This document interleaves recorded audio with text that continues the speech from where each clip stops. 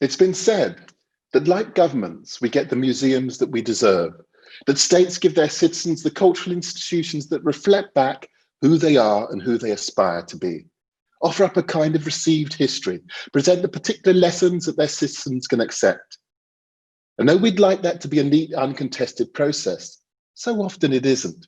Crafting museum narratives is quite rightly difficult, complex, fluid, contested. Visit most museums and you might not imagine that to be the case. In the museums that I grew up in, it was hard not to take away that the substantive global narrative of the 19th century was defined by Europe. It was defined by a very particular kind of power, by empire, by exploration, by the exertion of economic and military control, and of cultural power. The 20th century, by contrast, was defined by different kinds of power, a time of global conflagration, of competing global cultures, and of a foregrounding of the self. So the 19th century personified by men like Darwin, seeking to collect and curate the world into a kind of coherence. The 20th century by figures like Freud and Picasso and Miles Davis, who sought to craft maps to help us understand ourselves, to chart our interior landscapes. And what they all share is their relationship to power, usually Western, usually male, so often white. These are for many comforting historical narratives that place us and the people and people like us at the very heart of our own story. Our monuments, our museums, our histories are driven by protagonists who reflect back our image and our values. But I dream of another vision for museums. My 4 a.m. reimagining of the world is one of other museum narratives, of other lenses and other perspectives on history and power. I, for instance, reimagined the First World War as a story of that same span of history as the one that we're taught in schools, but driven by similar causalities of those celebrated in our museums, but one that incorporates a different set of voices, different victors, different victims, different theatres, different consequences. There's a history of that war in which it's acknowledged that the very first shots of the First World War were actually fired by an African in Africa, an African of the Gold Coast Regiment. It could be a version of history that would tell the story of the war that would call upon 4 million people of colour, mobilised into European and American armies, of the very first naval battle unfolding in East Africa, of hundreds of thousands of Africans who fought and many who made the ultimate sacrifice. It was Africans upon whose literal backs that the war was won.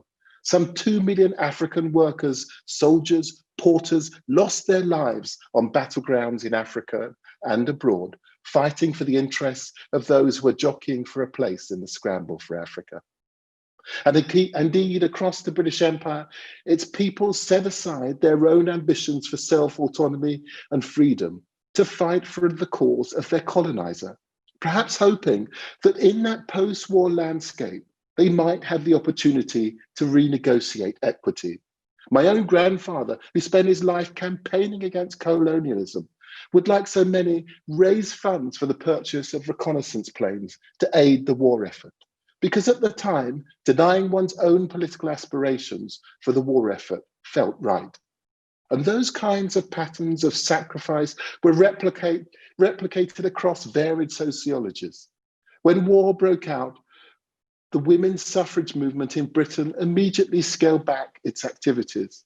Emmeline Pankhurst, the leading suffragette, remarked that there was no point in continuing to fight for the vote when there might be no country in which one could vote.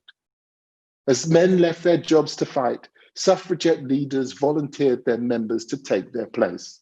And these kinds of patterns of marginalized people putting their own interests to one side, sacrificing their own interests to the needs of the war is commonplace.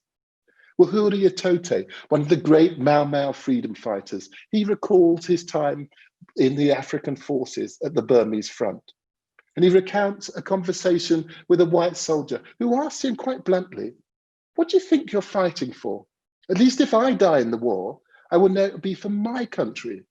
But if you're killed, what will you have gained?" And that sort of question must have been asked across the world by individuals fighting on varied fronts and for a cause that ultimately denied them their rights. I can only imagine that they believed that from a victory, a new set of equalities would evolve. And in many ways, they were right.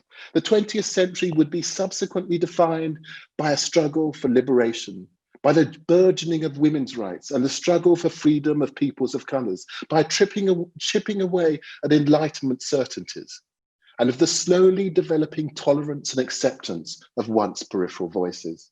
The best cultural institutions embraced those changes, but so often museums held on to Enlightenment models and told that flattening history that continued to reflect old values and narrow views.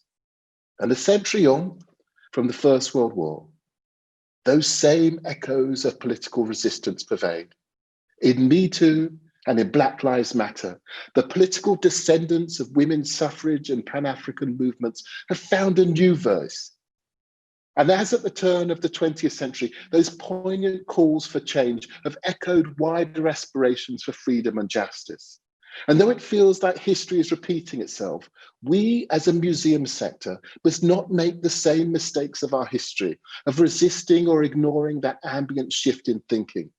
I'm determined that V&A East will not just reflect these shifts in discourse, but we will be flexible and open enough to ongoingly shift our thinking to embrace new voices and new perspectives. I'm hoping that V&A East will become a place of transformation, a catalyst of self-actualization and realization, where the marginal and the quiet will find an emotional and intellectual home.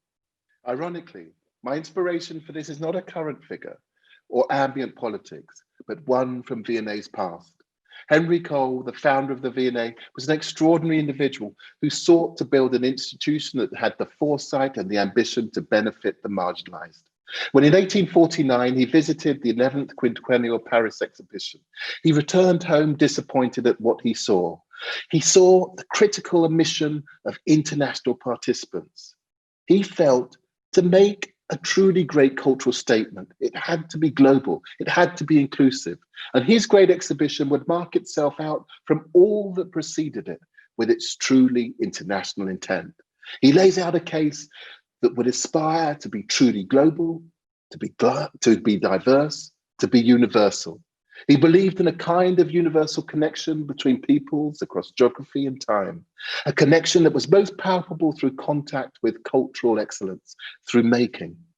He wanted to celebrate that making with the greatest exposition the world had ever seen. And we all know how successful it was, not just as a national phenomenon, but also because it drew people from across the globe as participants and as audiences. 60,000 foreign nationals came to London for the Great Exhibition in a moment that would help to redefine Britain as a great cultural crucible, as a truly global cultural force.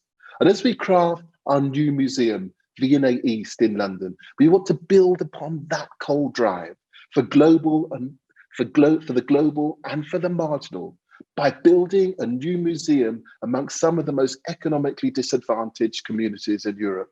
These are communities that have never had a worthy local platform through which to draw inspiration for their dreams, institutions that could shape those dreams into professional disciplines, until now. We want V&A East to feel like a place of refuge, as a long overdue investment in skills and opportunity, a worthy platform for this geographic engine of creativity. We want to create this, to make the center feel like the periphery and to make the periphery feel like the center, to capture this moment of burgeoning change through an institutional culture of change. To not just be the place that tells the story of the 21st century, but one that hosts those that are crafting it and offers them the space to realize that change. The new cultural landscape requires a new kind of institution, one that can re-energize its collections for new audiences and recalibrate itself to the concerns and rhythms and the modes of production of the once marginalized. The V&A has an extraordinary once-in-a-lifetime opportunity to build that institution, creating a world-first experiential storehouse of art and design in a new collection center, and pairing it with an experimental partnership-based gallery and exhibition platform in a new museum. Taken together, we'll create a new campus for the imagination, a home for rebels and for visionaries. We look forward to exploring more in the deep dive.